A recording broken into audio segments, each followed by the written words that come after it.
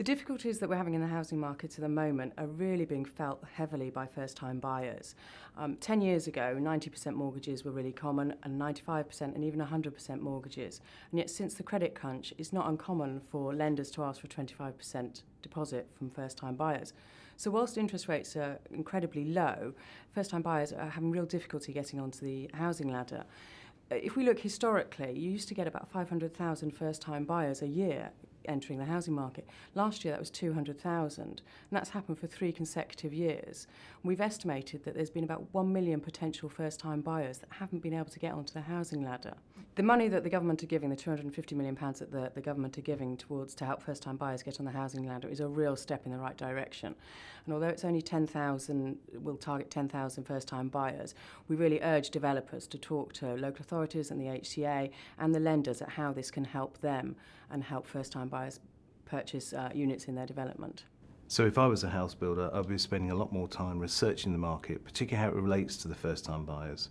Because with the average age of 38, clearly it's very difficult for them to enter the marketplace with the restrictions in terms of lending.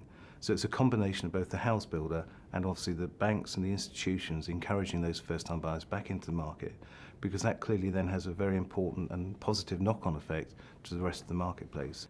We were pleasantly surprised when the Chancellor announced in the budget that he was thinking about changing the rules of REITs. Since they were first introduced 4 years ago, there have been no solely residential REITs introduced. This largely reflects the restrictive rules around REITs, so we were really interested to see what the changes that he is proposing are. In addition to this, he also announced that he's changing the rules around stamp duty on bulk purchases, and again, this should help institutional investors. We've estimated there's about £7.5 billion allocated towards residential funds.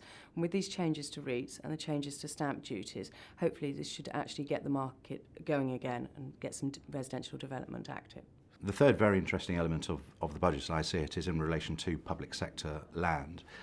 What the government is looking to do through the HCA is empower various government bodies such as the MOD and the NHS to release their land, and the way they're looking to do this is to not take a land receipt up front, but to enter into either a development agreement or a joint venture agreement with the house builders in question and take the land value element once the properties have been built on the site.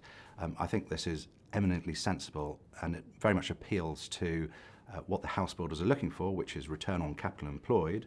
They're looking to turn their money over as many times as they possibly can, and quite clearly, if they don't have to pay for the land until they are exiting the sites, then they will win, and the government bodies will win, and more residential land will be developed.